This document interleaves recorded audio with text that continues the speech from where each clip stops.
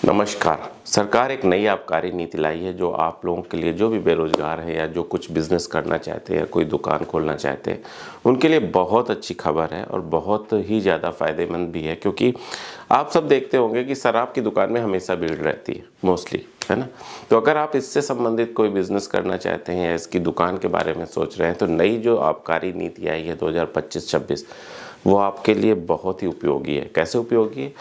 अभी तक क्या होता था कि जो भी दुकानें होती थी इस टाइप की, जो बियर की दुकानें हो गई, भांग की दुकानें हो गई, या जितनी भी शॉप्स हैं, ये देसी दारू की दुकानें हो गई, या कुछ भी होता था, उनको वो रिन्यूअल के बेस पे दिया जाता था। रिन्यूअल का बेस का मतलब जिसके पास जो दुकान होती थी उसी को आगे कैरी फॉरवर्ड कर दिया जाता था कि ठीक है, अभी इनको ही रिन्यूअल कर दिया जाता है, दूसरे का ऑप्शन नहीं लगता था।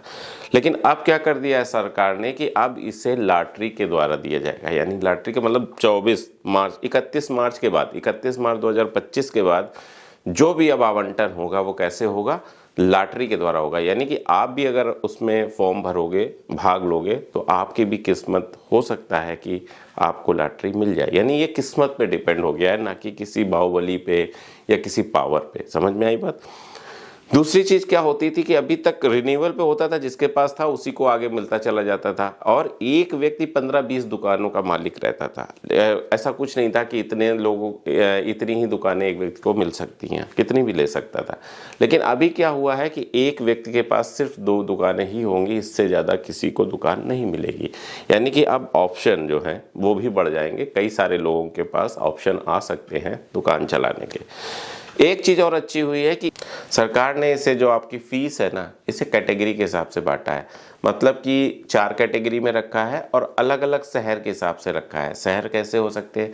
जो मेट्रो शहर है उनकी फ़ीस अलग रखी है, जो नॉर्मल शहर है उनकी फ़ीस अलग रखी है, जो नगर पालिका है उनकी फ़ीस अलग रखी है, और जो नगर पंचायत है उनकी फ़ीस अलग रखी है। क्या क्या रखी है मैं आपको बताता हूँ। जो मेट्रो सिटीज़ हैं उनमें अगर आप देसी शराब की दुकान लेना चाहते हो तो 65,000 रुपये फ़ीस रखी है। कितनी? 65,000।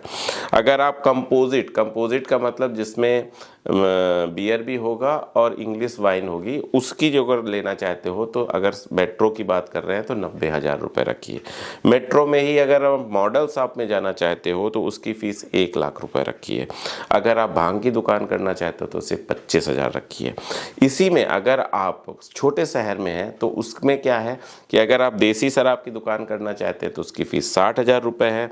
अगर आप कंपोजिट यानी कि वही जैसे मैंने बनाया बियर एंड वाइन शॉप करना चाहते हैं तो उसकी 85,000 रुपये रखी है। 90,000 रुपये मॉडल शॉप की रखी है और 25,000 रुपये भांग की दुकान की रखी है। नगर पालिका के क्षेत्र में अगर आप दुकान लेना चाहते हैं तो उसमें 50,000 रुपये देसी शराब की दुकान की रखी है, 75,000 रुपये कंपोजिट दुकान की रखी है, 80,000 रुपये मॉडल शॉप की रखी है और 25,000 रुपये भांग की दुकान की रखी है। अगर आप नगर पंचायत क्षेत्र में, नगर पंचायत मतलब आप ये समझ लीजिए किस शहर में है, किस तरीके के शहर में आप रहते हैं, उस हिसाब से अपने आप को कैटेगराइज कर लीजिएगा कि आपका क्या फीस पड़ने वाली है। अगर आप नगर पंचायत में हैं तो देसी शराब की दुकान 45,000 रुपये में, अगर आप कंपोजिट रहना चाहते हैं तो 65,000 में, और अगर मॉडल शॉप खोलना चाहते हैं तो 70,000 में, और भांग की दुकान खोलना चाहते हैं तो 25,000 में। लेकिन अगर आप ग्राम में हैं, ग्राम में आप खोलना चाहते हैं, किसी गांव में आप खोलना चाहते हैं, तो देसी शराब की दुकान 40,000 में, 55,000 में कंपोजिट शराब की दुकान, 60,000 में आपको मॉडल शॉप मिलेगा और 25,000 में भांग की दुकान मिलेगी। इस तरीके से आपको सारा का सारा सिस्टम रखा गया है। यानी कि अगर आप इस तरीके से कुछ करना चाहते हैं तो ये आपको अलग अलग ऑप्शन दिए जाएंगे। 31 मार्च 2025 के बाद इस तरीके की व्यवस्था लागू हो जाएगी। यानी कि अब आपके पास एक ऑप्शन है कि जैसे पहले ये चलता था ना कि नहीं, आपको मिलेगा ही नहीं, आपकी इच्छा है और आपको नहीं मिलेगा। आपकी इच्छा नहीं है तो कोई बात नहीं, लेकिन अगर आपकी इच्छा है और आपको नहीं मिलेगा तो वो चीज़ गलत थी। तो अभी सरकार ने बहुत ही उदारता दिखाते हुए हर एक के लिए एक ऑप्शन दिया है कि हर व्यक्ति चाहे तो ले सकता है। मैक्सिमम 2 मिल सकती हैं। पहले क्या था, इसी को क्या करते थे लोग, हमेशा ये मेरे नीचे मुझे पता है कमेंट करेंगे कि सर पहले तो मिलती ही नहीं थी। वो इसीलिए नहीं मिलती थी क्योंकि जिसके पास था वो कैरी फॉरवर्ड होके आगे तक चलता रहता था। यानी कि लॉटरी के सिस्टम में आता ही नहीं था।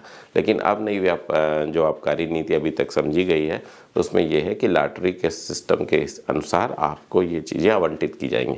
यानी अब अगर आप इसमें करना चाहते हो या आप इसमें इंटरेस्ट लेते हो तो न्यूज़पेपर में इसका विज्ञापन निकलेगा या ऑनलाइन आबकारी की जो वेबसाइट है उसको आप सर्च करते रहिए और आप उसमें ध्यान देते रहिए। अगर आप इसमें इंटरेस्टेड हो तो ज़रूर आपको ये ऑप्शन देखने को मिलेगा और आपको हो सकता है कि आपके लिए एक नया ये रोजगार का अवसर या रास्ता खुले। अगर मेरा व्यू देखा जाए, अगर मैंने एक आपको बिज़नेस कोच के नाते ये सारी बातें बताई कि कैसे कैसे क्या क्या हो सकता है बिज़नेस के हिसाब से, ये एक अच्छा बिज़नेस हो सकता है। इसमें कभी भीड़ में कमी नहीं होती। आपने कोरोना काल में देखा कि सबसे पहले इसी को खोला गया, सब कुछ सरकार की बहुत सारी अर्थव्यवस्था इससे चलती है।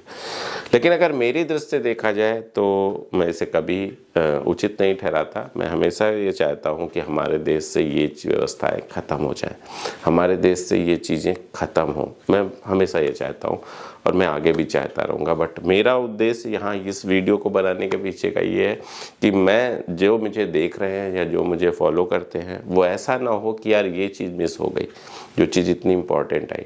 तो मैं हर उस जानकारी को देता हूँ जो लीगल है, जो सरकार ने जिसे लीगल करके रखा हुआ है। मैं अगर आपके लिए बिज़नेस की एक संभावनाएं हैं तो मैं वो आपको दूंगा।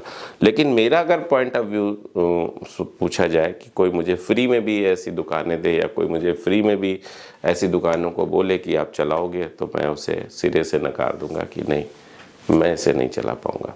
क्योंकि ये हर व्यक्ति के लिए नुकसानदायक है, चाहे जैसा हो, चाहे वो शारीरिक तरीके से हो, चाहे वो मानसिक तरीके से हो, चाहे जिस तरीके से हो। ये मेरा ओपिनियन है। बाकी मुझे जो बताना था मैंने आपको बताया। अब आप जैसा उचित चाहे वो आप कर सकते हैं। अगले वीडियो तक मैं आपसे विदा चाहता हूँ। फिर नई जानकारी के साथ आपके सामने उपस्थित होऊंगा। तब तक के लिए नमस्कार।